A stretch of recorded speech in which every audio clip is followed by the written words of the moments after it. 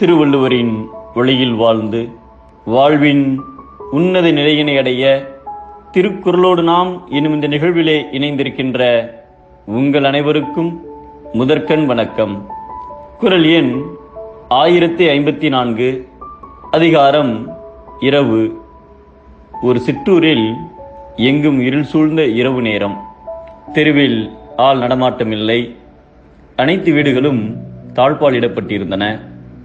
அந்நேரத்தில் ஒரு யாசகன் தங்குவதற்கு இடம் தாருங்கள் என்று கெஞ்சியபடி ஒவ்வொரு வீட்டின் கதவையும் தட்டி கேட்டுக் கொண்டிருந்தான். தட்டுங்கள் திறக்கப்படும், கேளுங்கள் கொடுக்கப்படும் என்ற நம்பிக்கையில் ஒவ்வொரு இல்லத்தின் கதவுகளையும் தட்டி இடம் கேட்டான். யாருமே கதவை திறக்கவில்லை. கடைசியாக ஊருக்கு வெளியே தொலைதூரத்தில் ஓலை குடிசை ஒன்று தெரிந்தது. அங்கே சென்று, ஐயா, நான் தங்குவதற்கு இங்கு இடம் கிடைக்குமா என்று கெஞ்சி கேட்டான் அந்த யாசகன். உடனே குடிசையின் உள்ளே இருந்து வெளியே வந்த ஒருவர், ஐயா, உள்ளே வாருங்கள், நானும் உங்களைப் போல ஒரு யாசகன்தான். என் குடிசையில் ஒருவர் மட்டுமே உள்ளே படுக்க முடியும். ஆகையால் நீங்கள் உள்ளே படுத்துக் கொள்ளுங்கள், நான் வெளியே படுத்துக் கொள்கிறேன், அச்சமின்றி தூங்குங்கள் என்று கூறிவிட்டு வெளியே வந்து படுத்துக்கொண்டார் அந்த குடிசைக்கு சொந்தக்காரர். இருவரும் படுத்து உறங்கினார்கள். குடிசைக்கு சொந்தக்காரன் விடியற் காலையில் எழுந்து உள்ளே சென்றான். உள்ளே படுத்திருந்த யாசகன் அங்கு இல்லை. அவன் படுத்திருந்த இடத்தில் ஒரு கடிதம் இருப்பதைக் கண்டான். அதை பிரித்து படித்தான்.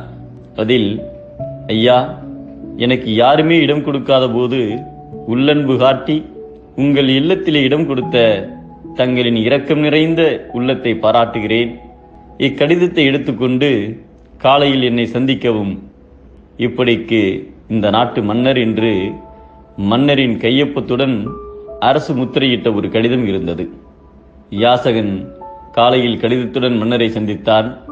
மன்னர் அந்த யாசகனை கட்டி தழுவி அவனுடைய இரக்க குணத்தை பாராட்டி பரிசீலித்தார்.